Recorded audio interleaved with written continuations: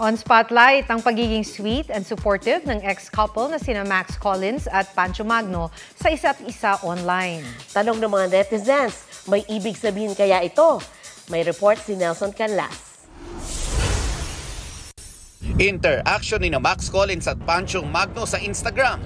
Pahiwatig nga ba ng second chance? Sa post ni Max ng ilang fashion moments at food escapades niya sa Milan Fashion Week, nag-comment si Pancho ng wow, clapping, fire at pizza emoji na nireplyan naman ni Max ng I'll bring you back some.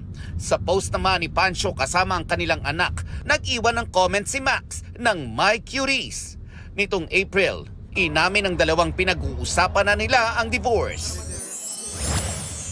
Military enlistment ni Jae Yoon ng NCT bilang active duty soldier magsisimula na sa Nobyembre. Nelson Canlas nagbabalita para sa GMA Integrated News. Huwag magpahuli sa mga balitang dapat ninyong malaman. Mag-subscribe sa GMA Integrated News sa YouTube. Sa mga kapuso abroad, subaybayan nyo kami sa GMA Pinoy TV at sa www.gmanews.tv.